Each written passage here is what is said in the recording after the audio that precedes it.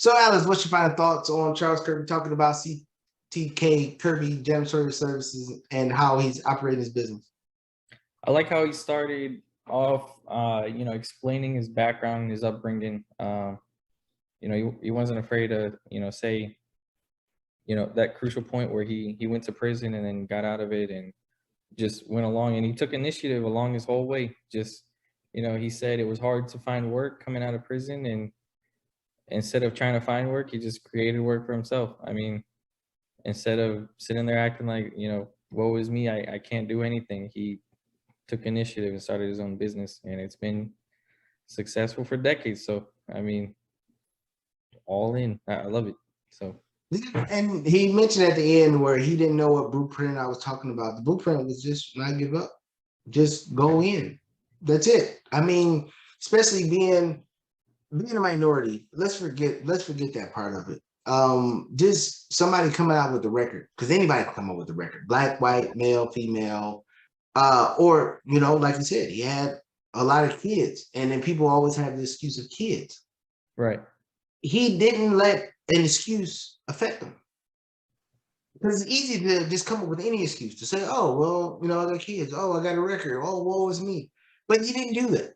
And just the blueprint that he really showed that nobody, I feel, understands is if he did all that and went through all that, then what excuse do you have? Because nobody I know else got 12 kids.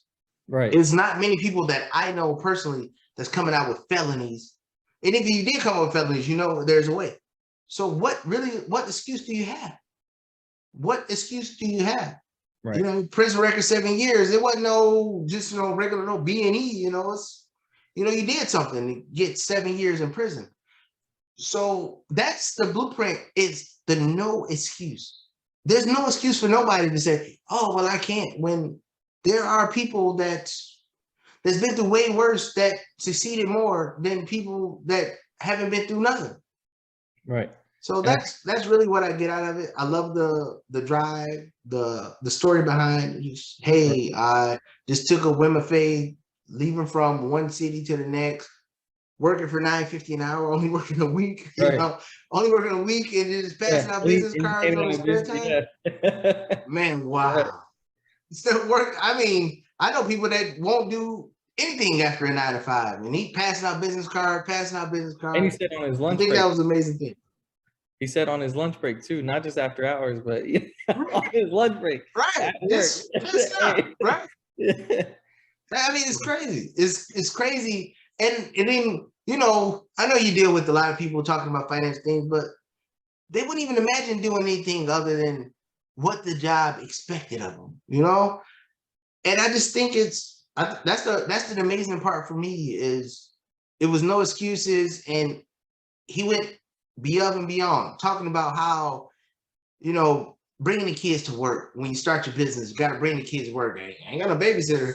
I don't think it's a babysitter in America that's going to watch 12 kids, but but bringing your kids to work just to get the job done.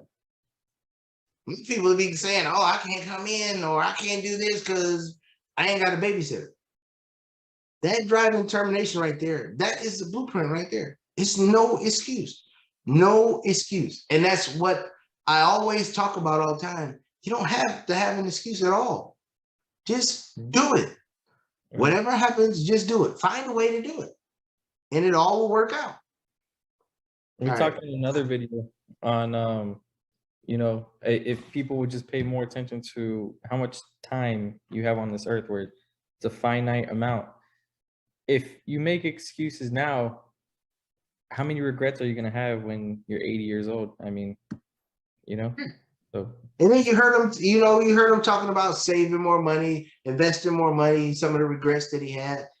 That's classic right there, because I hear it a lot from the older generation saying they wish they would have did more. And hopefully they give in more to the younger generation and say, hey, if I start doing this now, then we can, make some things happen in the future, and really give the audience more something to look forward to. Invest now, save a little more. He didn't say, hey, go be like Kirby and Alex and don't spend no money. But he just said, you know, he mentioned, hey, I wish I would have saved a little more, invested a little more so I could, you know, have a little more stashed up. And he brought up the fact that he used to not having nothing, then having something, and then what's the name? But as people see and as the audience see, that's still a regret. Now that he's been doing it for a long time, hey, I came from nothing, then I had something, I spent it, and now look at him. Fast forward, now he's, you know, 3 decades in the game.